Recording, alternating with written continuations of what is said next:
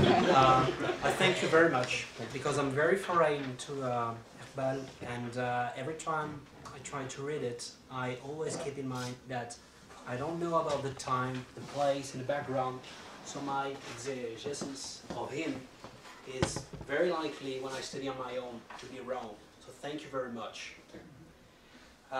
You had your talk very much on Iqbal, and actually an Iqbalist perspective, if I may say so.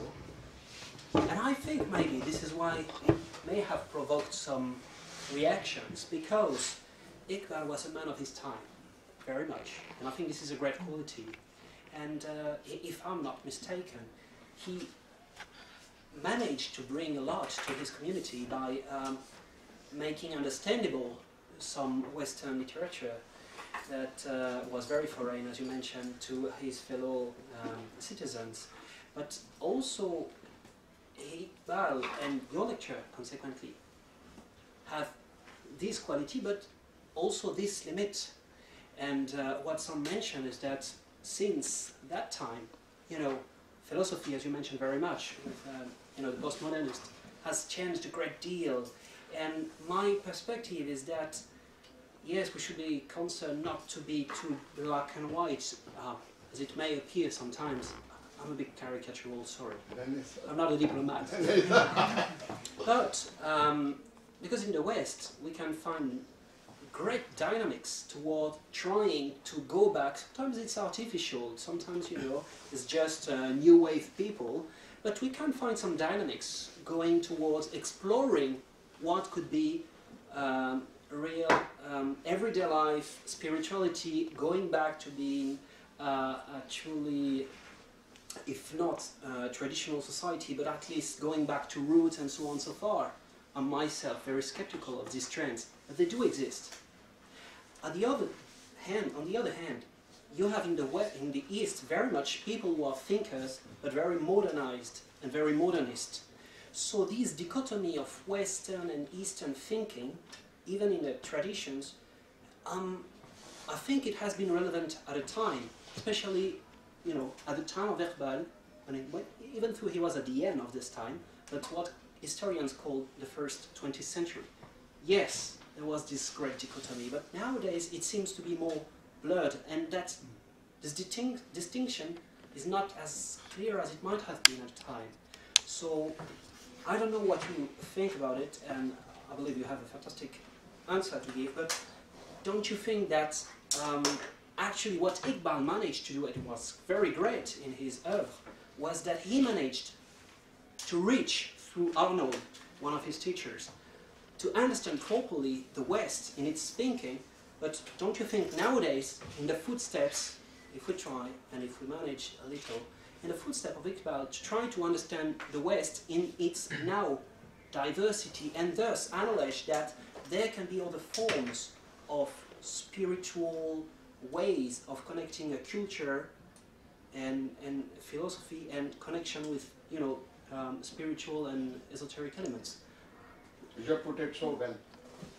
What I would like to say is that I think the times have become more difficult since the exit of Iqbal. The modern society has become more torn with contradictions. There has been more political exploitation. There have been more confusions on certain concepts.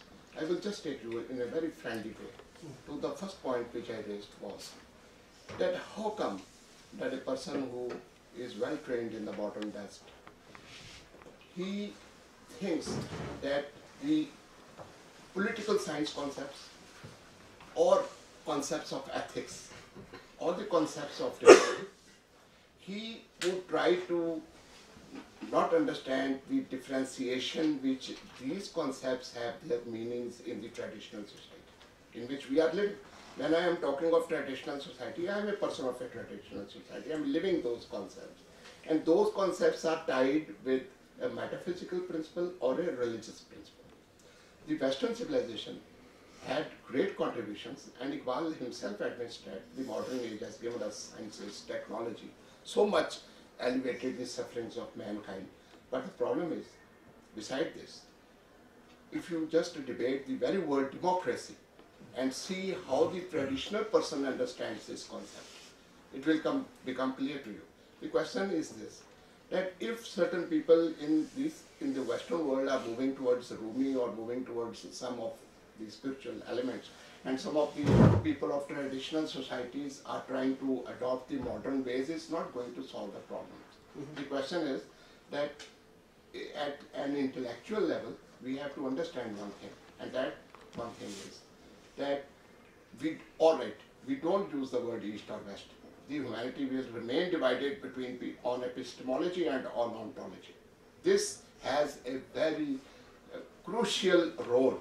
A person who thinks that this world is final, he has to build only this world. Man is only final. He is not accountable to God. Yes. He has nothing within him which is called the spirit. Then what happens is that, and there is no life hereafter.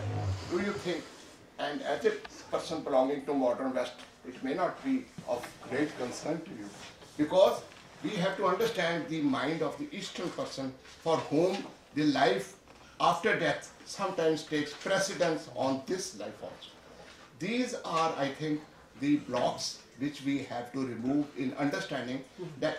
So all discussion of social institutions, all discussion of cultural institutions, cultural diversity is there.